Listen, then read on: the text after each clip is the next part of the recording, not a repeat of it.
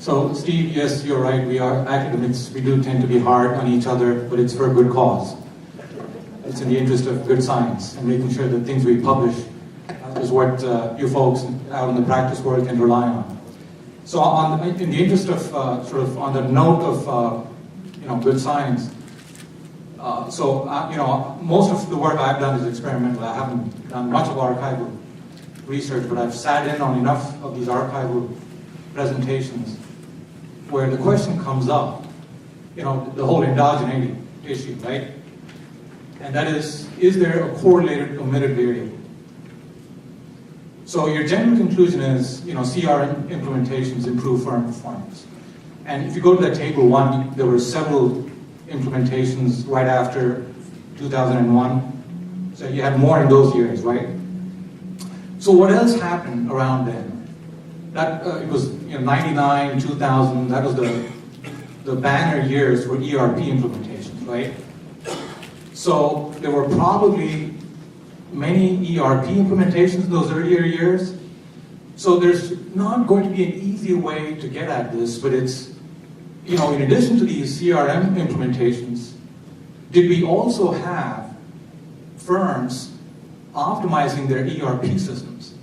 That is, leveraging their ERP systems. How many modules in the ERP system were implemented? So these firm performance improvements that you're observing, to what extent is that driven by the CRM implementation versus something else that you're not quite capturing, and which is the extent of ERP system use and any business process re-engineering and process improvements overall that the firm implemented in conjunction with those ERP implementations.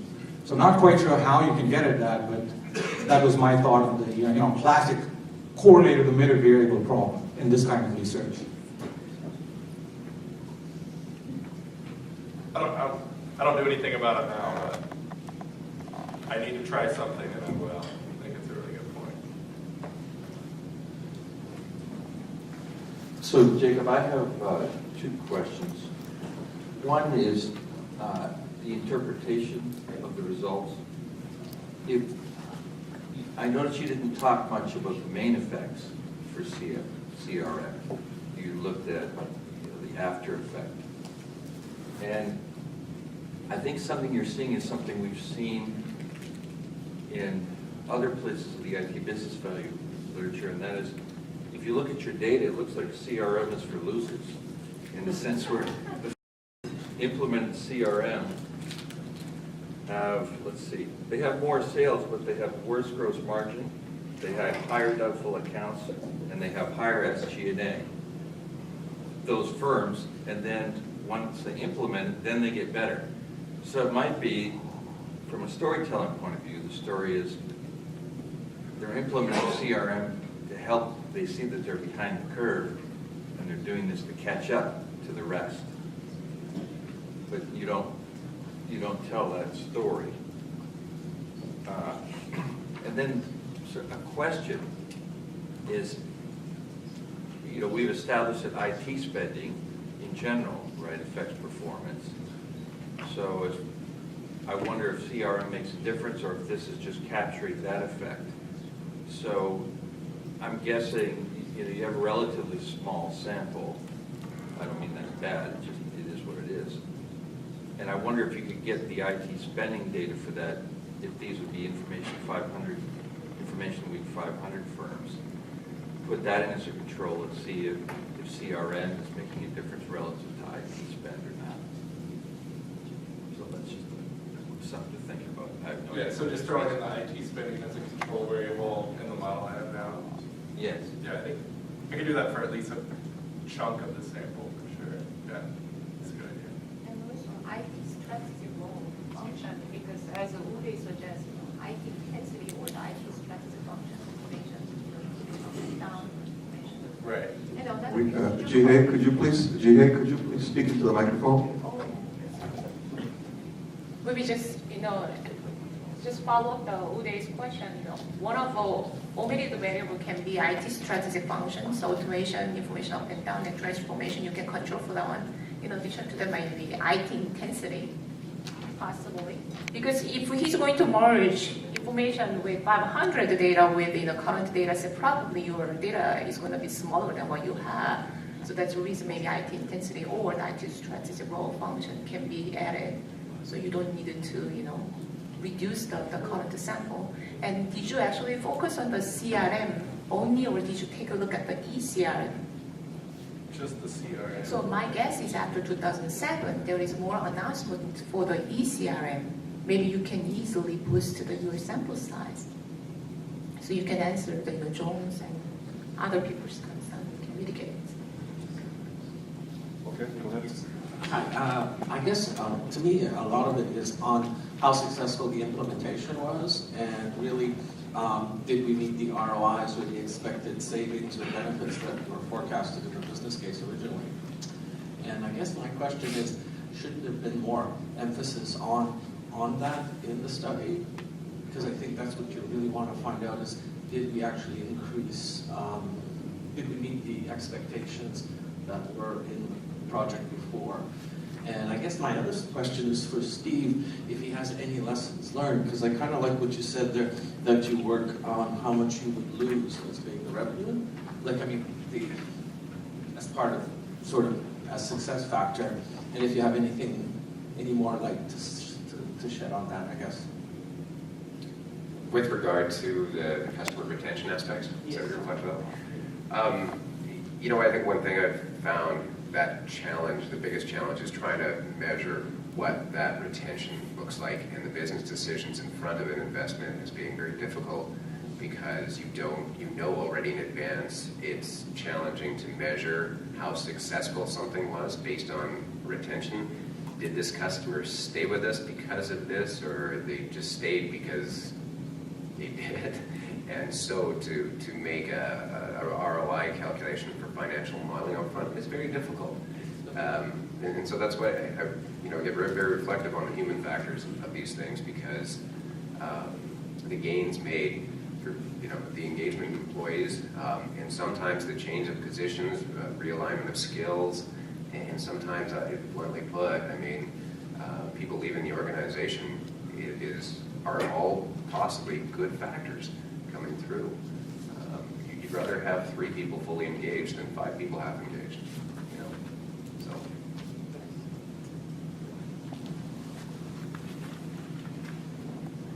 Hi. If I understand your study correctly, basically the way you drew your population was based on what you saw in terms of announcements from vendors and things like that.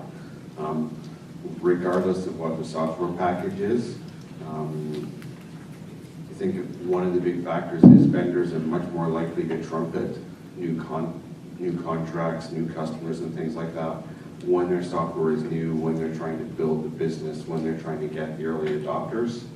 So you saw that there was still a lot of spending on CRM. That may be an indicator, at least, that there were still people implementing it, but the CRM vendors weren't doing as much publicity anymore because they were getting into the point where they had maturity. So you might want to, I'm not necessarily sure that looking at really press releases was the best way to identify the full population of people implementing CRM systems, or for that matter, anything. Because right now we're here to talk about data analytics, right? So I guarantee you 5 years from now, somebody's going to do a study and look back at data analytics, right? So same kind of thing.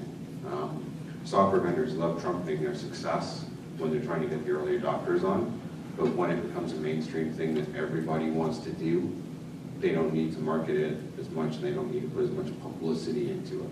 So you might want to find other ways to identify your population. Any ideas, Hal? Off the top of my head, no. But see, I'm cynical of software vendors, so I'm cynical in general. I'm exercising professional skepticism as an auditor. Okay. Hello? Question I had relates to the fact that a lot of the CRM packages are cloud-based. This creates a number of different issues. For example, in an earlier issue, we talked about the ERP system. And if it's in the cloud, then it's really a lot more difficult to integrate with your existing system. So it becomes an issue as to what you can do. So it sort of creates a dichotomy of different kinds of adoptions and the capabilities that come with adopting different versions of this CRM.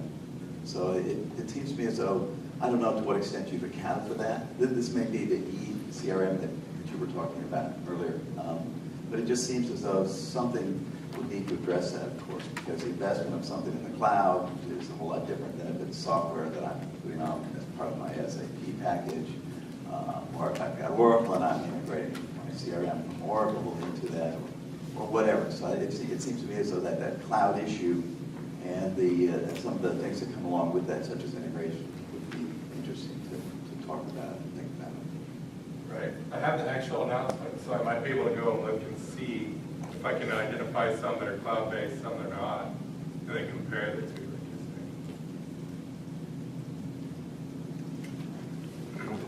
Well, I guess my question is, from a slightly different perspective, is, if you ask companies, do you have a CRM system? I would assume companies above a certain size would all say yes, whether they bought it or created it. And even if you ask the IT people, they might say no, but if you ask marketing people, they'll say yes. So the point is a company above a certain size has to have a CRM system of some kind, especially the business space. So I think this adds a lot of noise to your analysis in the sense that you're leaving out a lot of companies. If you try to compare companies who have CRM to companies that don't have CRM, you're making a wrong assumption about the companies that don't have CRM. They do have CRM.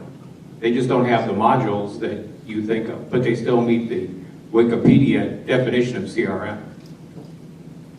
Right. I think one thing I've considered is, like, especially when I'm limiting to the bigger companies, is assuming that the group I'm comparing to already has CRM. So I'm basically comparing not having one to getting one compared to a group that's had one the whole time. I'm just trying to figure out a way to compare that, because I think you're right, a lot of these companies, all the big companies should have it no matter what.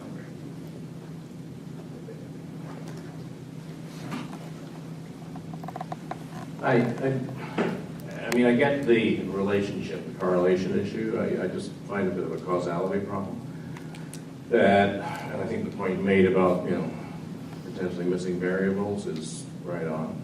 The tricky part is how do you identify the missing variables and what the relative effects are.